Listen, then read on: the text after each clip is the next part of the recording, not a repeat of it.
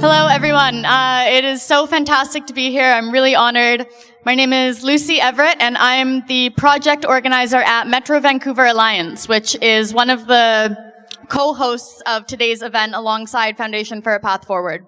So Metro Vancouver Alliance is a coalition of faith communities, labor unions, and nonprofits in the Lower Mainland that come together to work on shared issues and shared goals. So it's really fantastic to be here with all of these beautiful, diverse faith communities and people from all traditions. So thank you so much for joining us today. So our second panel here today is public health, the relationship between the environmental crises of our time and public health.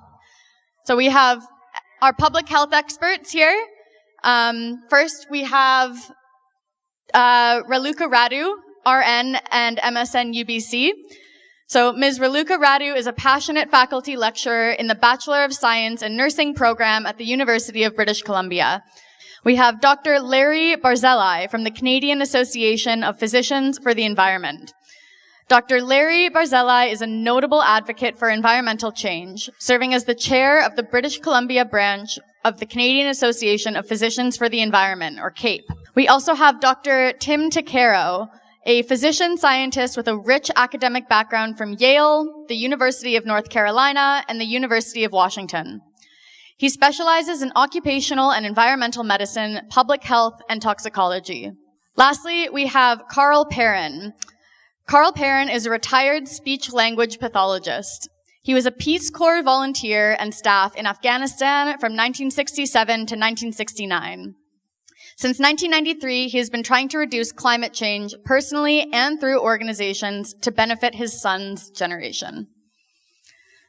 Without further ado, I will pass it on to our wonderful panelists.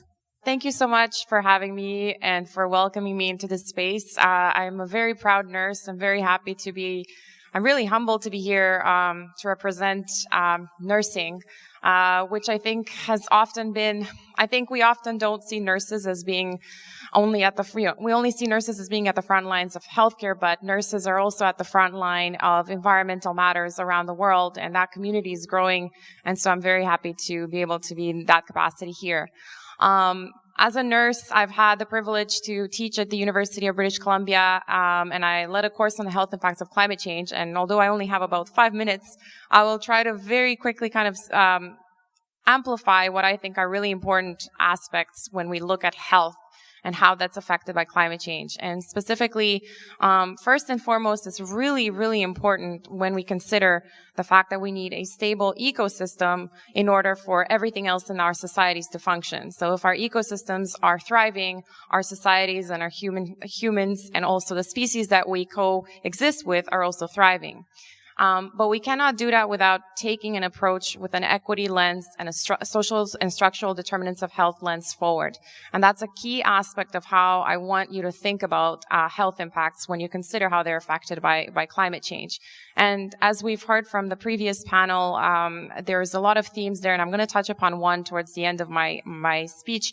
But one thing that I want to preface is that across Canada, where no region is going to be spared for the impacts of climate change.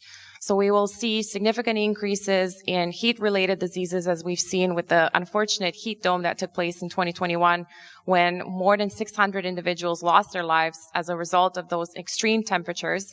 And also the temperatures that Vancouver and the Lower Mainland experienced last May were not normal and are unfortunately going to become the new norm as a result of a warming climate. So these are the kind of aspects that we need to become prepared for when we think about how our health systems respond to these increasing mortality and morbidity-related cases that result from climate change.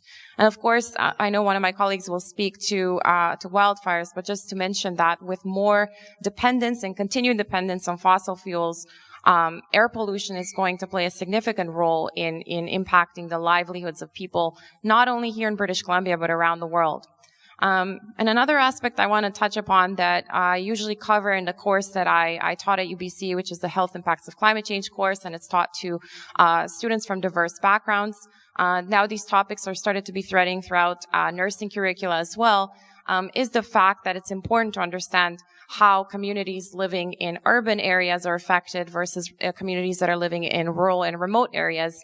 And as we know, the preparedness and the infrastructure in these areas is scarce. And so we really need to think about how we can distribute resources in a way that is equitable and in a way that meets those individuals' needs such that their health can also be thriving. There's a lot more things that I would touch upon, but for the sake of time, just to say, two points that I really want to put out to the audience. First and foremost is really thinking about how making a transition from this ego model where humans tend to kind of see themselves at the top of pyramids, where we're seeing ourselves as the top of the ladder. Rather, it's more important to transition into an eco model where we're coexisting with the species that surround us. And I always feel as I'm a guest on this planet, and I think it's really important to take care of it just as it takes care of me. And the other aspect is the power of community. And I think this was spoken quite a lot earlier by the previous panel, and how collectivism and community-based approaches, which are actually at the meso level, have a huge impact and role to play in how we shape the health of our communities, especially when we think about our healthcare systems and how those healthcare systems have the capacity to be resilient and respond in the face of a warming climate. Thank you.